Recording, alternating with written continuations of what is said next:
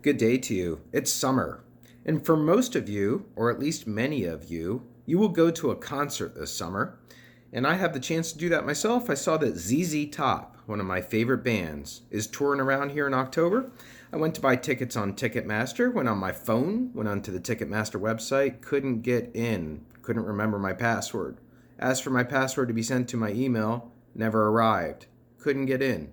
Went to my home computer, tried to get in, got in, finally, had to change my password, have the text sent to my phone to verify I was who I said I was, had to answer all those questions of images about how many crosswalks I see in the photos, etc. Did all of that, and then I got to the very end of the purchase and found there were going to be about $70. There was going to be about $70 in service charges. And I said, no way, this concert is local here. Why do I need to pay those fees? So I drove to the place where ZZ Top is going to be playing, which is the Sands Casino in Bethlehem. And while I was there, I had my phone with me. And I purchased tickets, avoided the service charge, had a little chat with the person selling the tickets about concerts, and then went home. When I got home, I got a text from the Sands Casino about upcoming performances. And I never gave my email or my cell phone number when I purchased these tickets. That's my big data out there. That's my data circulating in the big data cache, if you want to think of it that way, CACHE, a computer science term. And it shows a kind of power out there that really big organizations like Ticketmaster and others have. Have you ever tried to call Ticketmaster? Get a person on the line?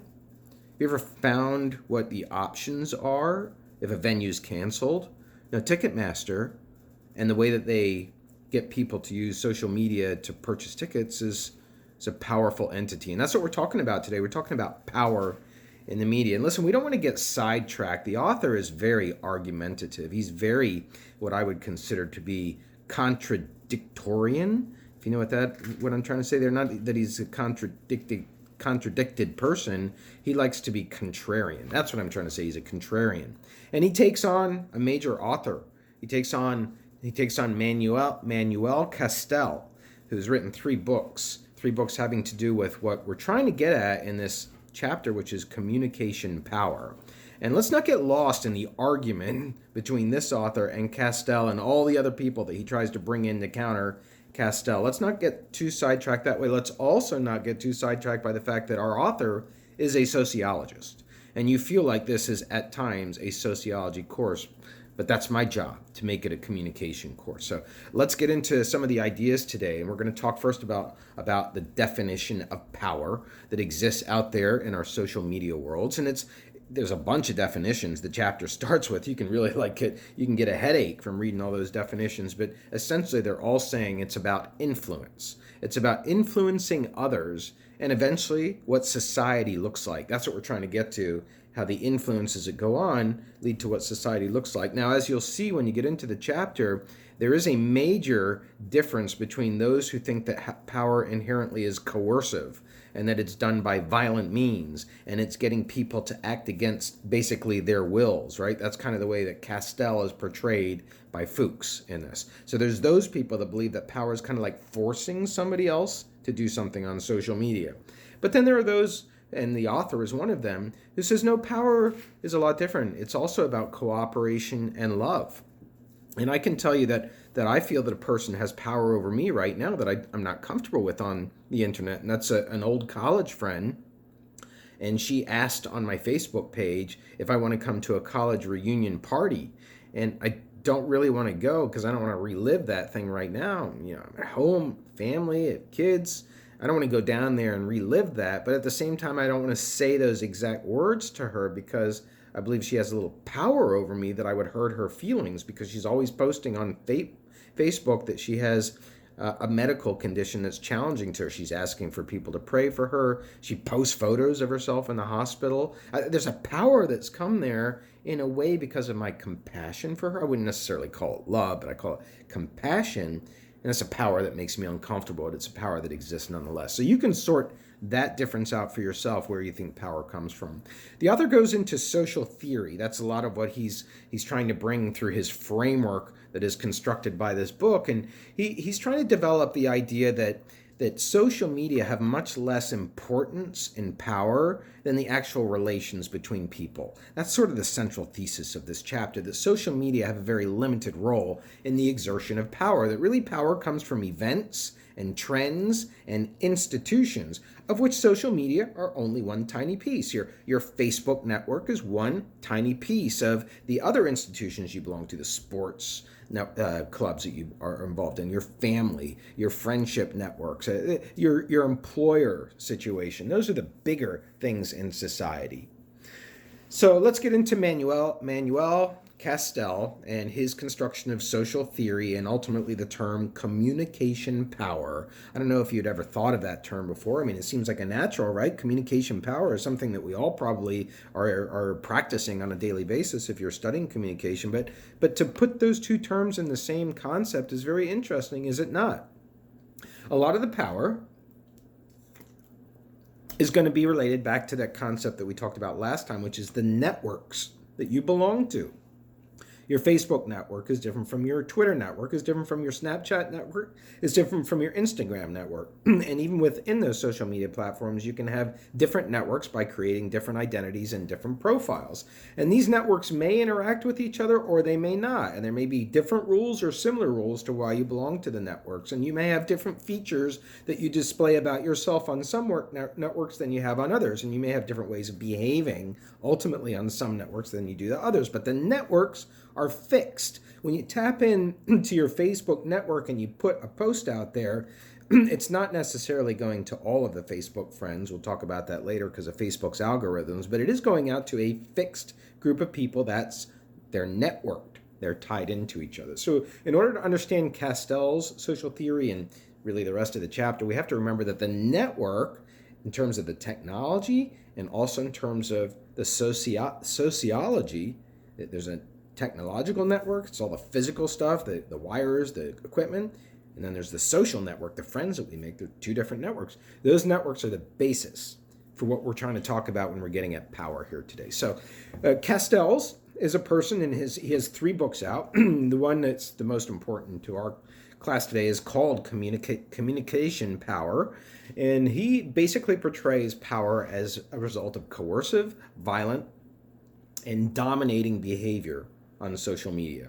And that term violence gets unpacked. We'll talk about that later. Don't automatically think of it as physically striking somebody. There are different kinds of violence. And Castells, according to our author Fuchs, is ignoring love and intimacy and ultimately cooperation, which he has not addressed that much yet in the book. I'm assuming he's getting to that. It's an ideal that I can feel him building towards. And those are much better for power, getting people to do things. Love, intimacy, and cooperation. You can go over these ideas yourself in terms of your own behavior and what you do as a result of looking at content on social media. Is it more because of people are intimidating you? Is it more out of the other side, the feeling of love and compassion? So also the next critique, or not also, but the next critique that our author Fuchs has of Castells is his use of what he considers to be too technocratic language to talk about power. So Castells talks about 4 different kinds of networks, and they're very, very much embedded in computer science language. You've got networks, and you've got networked networks, and all these others you can read about in the chapter. It starts to sound like you're speaking to an engineer when you read his writings, because his reliance on the technology. And our author says that is really an inappropriate way to just try to discuss human beings, that human beings are much more subtle, they're much more sophisticated, and ultimately when you use technological terms to talk about the way that human beings construct power and interact with each other, you're getting into what, I thought this was kind of a funny phrase to use in the book, you're getting into what our author calls differentia specifica. You're missing differentia specifica. He's using like a Latin way to say different species, and he's trying to say that the human being gets lost when you're talking about social interaction and power in terms of computer science terms and all those terms that are listed in the book. It's pretty impressive, the list that he compiles. Check it out. All right, next up is a concept that he mentions that I want to try and extend off of, and that is the concept of mass self-communication. I think that's so interesting, mass self-communication. When I see I'm talking about Fuchs and also Castells, they both address it. Castells addresses it in his book. He envisioned mass self-communication as really anything that an individual is putting out there and it's going out to masses of people. So it can be blogs, it can be posts, it can be memes, etc. But I'm really interested in the selfie. And I'm really interested in the profile because this has really exerted itself into the average everyday person's communication, is paying attention to that profile picture. And I'm sure that many of you know social media users who change that all the time. And it's almost like they're studying themselves on social media, but at the same time, they're projecting that person out to thousands of people. And of course, we all know in ourselves one of the major criticisms of social media is that people always seem happy. Everybody seems happy. Everybody's on vacation. Everybody's having a great time. Well, maybe not everybody, but the majority of people present themselves that way. That mass communication is such an interesting dimension of our very conceptions of ourself today. It's fundamentally changed both the potential and the power of us to feel good about ourselves based on whether we believe that we're receiving enough attention to the self that we are choosing to construct and present to people. I think that's a pretty profound development in today's day and age that we have that going on. And at any rate, in this particular on this particular issue, Castells talks about an autonomy conflict, and he's saying that in the social media landscape, there's a conflict between the commodification of people like me trying to get those ZZ Top tickets and being followed around by the Sands Casino probably for the next 2 weeks versus creative interests. That means expressing yourself without any influence on your interests and what you want to say on the internet. There's a tension that goes on there because you don't want to do everything that you just feel openly about doing because then you may be taken advantage of by the commodification people, the people purchasing your data. So the critique that Fuchs offers of that gets really esoteric. We don't need to go too far into it because it doesn't have that much to do with social media, but he critiques Castells' use of the word autonomy. He says you don't really define what autonomy is. Now, autonomy means able to operate on your own without any influence. But as you will see throughout the chapter, and the book, for that matter, Fuchs argues that there are lots of structural ways that social media are able to influence your autonomy and ultimately to curtail it. I mean, just think about what you're not able to do on YouTube. I can't put videos on there that will be too explicit.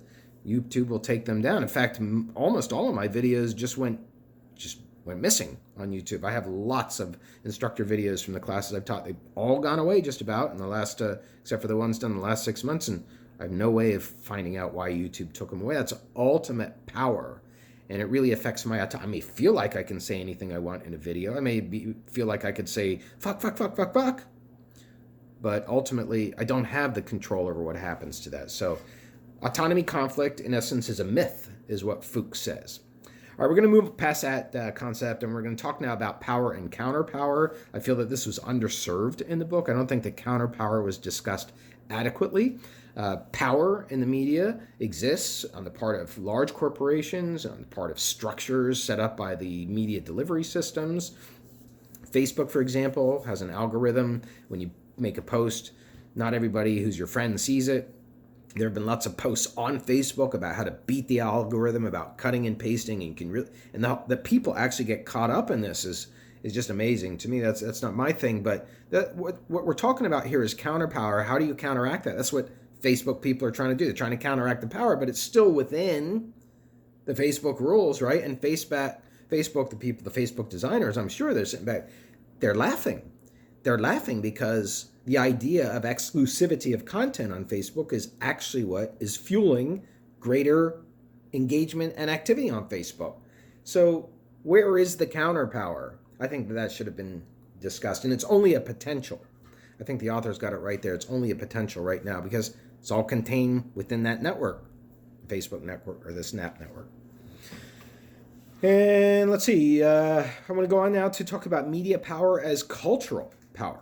media power as cultural power. And here another author was brought in. His name is John Thompson. He identifies 4 kinds of power there are in life. There's economic power with money. There's political power, people who are in positions of authority. There's coercive power, the power of persuasion. And there's symbolic power, power that comes with institutions that already have prestige or already have a reputation.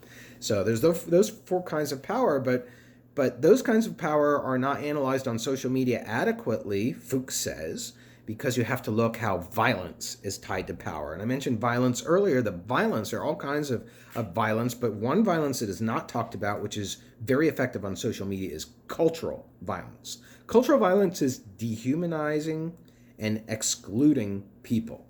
So we could say that one argument that could be made right now is that Donald Trump's tweets, and I'm not being political here because I'm going to come back and choose another example on the other side, but for now, Donald Trump's tweets about the squad of 4 representatives in the Democratic House who are minorities, but they also have backgrounds from other countries that Donald Trump is saying they should go home to because they're broken countries if they are going to be socialists in the United States. That's in essence what he's doing with his tweets. And this could be considered a form of cultural violence because it's dehumanizing. It's saying that a person, at least the squad of 4 women are arguing, it's saying that they are being demeaned because they originally come from, in the case of one of them, Sudan, a country which is a developing country in Africa. They're being demeaned, dehumanized. It's kind of cultural violence. We can also say that Hillary Clinton, to grab an equal and opposite example, did something similar during her run-up to the election with Donald Trump when she talked about Trump supporters as being a basket of deplorables. Basket of deplorables, some people say that cost her the election. I don't know. But that's a kind of cultural violence, and it goes on when you think about that all the time on social media. And that is a form of power that causes people to silence themselves or to speak up or to argue, and in many cases of politics, unfortunately, splintering of families and friendships. Yeah. All right, now I'd like to move to another idea that was discussed in the chapter called the stratified online sphere. The stratified online sphere. I see a lot of parallels, to be quite honest, between social media and television when we talk about this concept. When television was invented, it was heralded as, oh, people were going to be learned, more learned from television. They can take classes on television. Yeah, why we have this box that can do moving images and sound. Why can't we teach a class? We can do it for free. People can learn all kinds of things. And then just a couple years later, after television was out, the FCC commissioner, Newton Minow was his name, was calling TV a vast wasteland. Vast wasteland because there was nothing on it other than entertaining, lowest common denominator stuff. And I sort of see that same argument playing out here in terms of our author, because theoretically anybody can get on the web. Theoretically anybody can produce any piece of information and put it out there on all kinds of variety of platforms. There are a ton of them mentioned in the chapter. All kinds, theoretically. But that's not really the case because of structural barriers and all kinds of other things that get in the way of us being able to do that. And so Fuchs is very eloquent when he talks about some of the results of that. And here are some of the choices that people have. There's all kinds of alternative news platforms which are out there. How many of them do you know? CNN is the number 1 ranked source of news, but how many of these others do you know about if you want to get news? Let's see, we've got New York Times, the Daily Mail, India Times, China Daily, Fox News, the Washington Post, Daily Telegraph. Here's a German one, Bildzeitung. I know I screwed that up. Bloomberg News, Spiegel Online. Wow. How about these ones? Facebook, YouTube, LinkedIn, VK, Twitter, Weibo, the Chinese one, Blogspot, Blogger, Pinterest, WordPress, Reddit, Tumblr, Imgur. Wow. Those in and of themselves, that's a huge collection. And each one represents a network. So think about how fragmented conversations actually are. They occur within networks and don't necessarily jump across networks. And that's what this stratified online sphere is referring to, that there, in theory, is equality. You can jump on the internet and put... In reality, those are just the major sites that are seen. A lot of the problem for the web and social media as a micro conversation within the web, a lot of the problem of achieving equality is because conversations on social media take place based on visibility and what our author calls the attention economy. Attention economy. That means there's a whole economy in media in general, but social media too, just for trying to keep the attention of an audience, trying to keep you watching a TV show past an advertisement, trying to keep you long enough on a web page to click through to another site. It's about visibility and attention. And that's why these really tiny alternative sites are, for the average person in the vast universe of the web, they're not going to get seen, whereas all these other major ones, CNN, they are. So there's a stratification. That's what that means, not equality in the online world. And the result of that is spoken, I think, really powerfully by the author on page, that's the page I just read. All right, so now I want to go on to the year 2011. We have two more major ideas to get across in our instructor video lecture today. 2011 is a big year. I don't want to get into the history of the Arab Spring. I mean, it was a little bit past now when would have been current for you guys to know about, but hopefully you do know that in the year 2011 there were a lot of conversations going on that resulted in revolutions, at least in two countries. We had Egypt with President Mubarak, who was thrown out, and we had Libya, which is not talked about in the book. We had Tunisia, which is talked about in the book, and then we have Syria, which is talked about in the book. All of these countries experiencing turbulence and revolutions. Some of them are still playing out in the case of Syria. So the author goes into a big discussion of whether social media is responsible for these revolutions, because they are called in many ways the Facebook revolution in Egypt. They're called the Twitter revolution. Well, the author takes that on, and he decides to debunk that social media had a very big role. He says that it's much more important the social relations that took place between people, the power relations, the contexts, and the resources were much more important than social media. In fact, he cites several studies showing that most people felt engaged by face-to-face communication, living in Syria, living in Egypt, living in these other places, and that he even says that government shut down social media sites in Egypt and even tried to use social media sites itself to put out its own propaganda. And if they didn't work, if the government was still toppled as it was in Egypt, then social media has much less of an impact than we believe. And then he goes on, the author, to talk about the Wall Street movement. Do you remember this? This is also a few years old now, the Occupy movement. The Occupy movement was going on all across the United States to try and highlight the disparities between income, between people who are really poor, a lot of them millennials, crushed by student debt, for example, versus really wealthy Wall Street people. It started out as Wall Street Occupy, and then it moved around to other places in the U.S., and people would camp out in the middle of a city and just hold signs up, be very non-violent, let people know, hey, we're here to highlight these income disparities. That's the Occupy movement. And a lot of it was based on Facebook. A lot of it was based on Twitter. Not so much Snapchat, no Instagram, not so much that. It was about assembling people to protest, just letting them know where people were assembling, where they could stay, what kind of resources would be for them while they were there in the middle of New York City or wherever they were. Again, the author takes the idea of social media and debunks that social media had a big role in that, because he says the structure of the networks of people is based more on interpersonal relations than on actually using social media. He goes back and forth. He finds more arguments to say that social media were important in the Occupy movement than he did in the Arab Spring, but he still is trying to lessen that doubt. And he does that by taking on another writer, another thinker, and that's Paulo Garbato. Paulo Garbato says that the beauty of social media networks is they are leaderless networks. Anybody can step in and become a person who advances the cause, that there's no strict hierarchy of a boss and people you have to go through in decision making and all that. And again, our author Fuchs says, no, there is a hierarchy. There are natural leaders, and furthermore, that leadership is not something that should be thrown out. It's not necessarily bad if you have hierarchical envisioned it's just the way that we've envisioned hierarchical leaders in the past. Again, we're getting a little bit more into the sociology there. What we want to keep our eye on is the way that communication plays a role. And we're going to do that in our final point here, which is that social movements in other areas of the world, Turkey, Brazil, Chile, Mexico, Italy, I don't expect you to know about these. They're talked about at the end. It talks about the role of democracy and whether a network can be democratic or not.